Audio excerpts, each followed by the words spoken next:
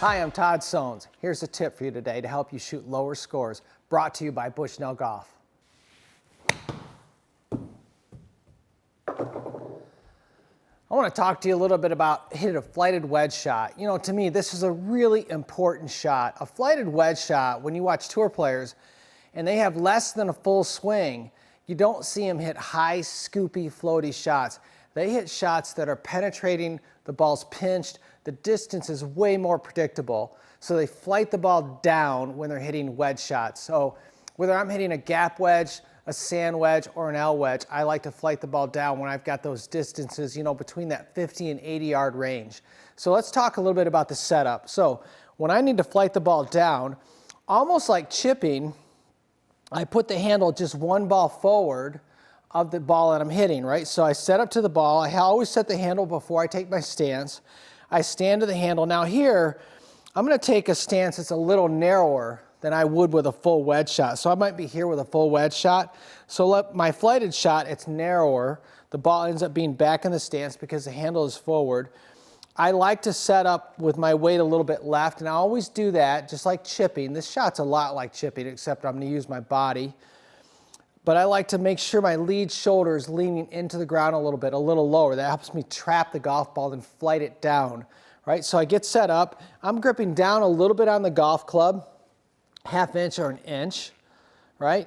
Handle forward, stand to the handle, a little wider stance than my chipping, a little narrower than my pitching, left shoulder a little into the ground. Now from here, this is really a mini golf swing, and I like this shot in practice because if I take the club halfway back, if I've done a poor job on the swing plane, meaning I've got the club too far behind me or too far up here, you know, I'll demonstrate this way so you can see this. So I really need to be on plane, because if someone takes a club and a half wedge shot around them or too steep, they're going to have a hard time recovering because they don't have enough time for a loop.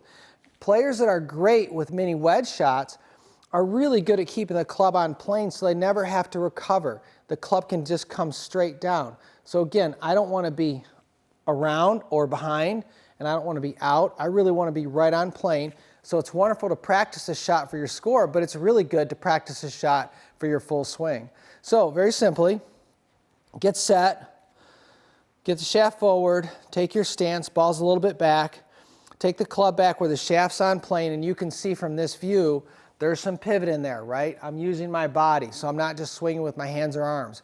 So I'm pivoting back, and then I'm pivoting through, and I just try to keep that club always in front of me so it finishes in front of me and kind of to the left.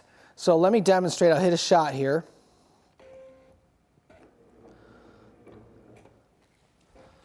So I'm going to take it back about halfway with my arms. I like to have my arms parallel to the ground where my body's turned, and I'm probably going to have about a 3/4 finish. Keep my arms in front of me. So I get set, keep my arms in front of me. Ball comes out a little lower than normal. I'm pinching it. It's a shot that I can really control the distance.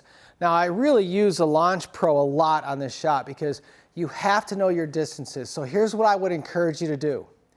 Take your, hopefully I have three wedges, a sand wedge, a lob wedge, a sand wedge, and a gap wedge.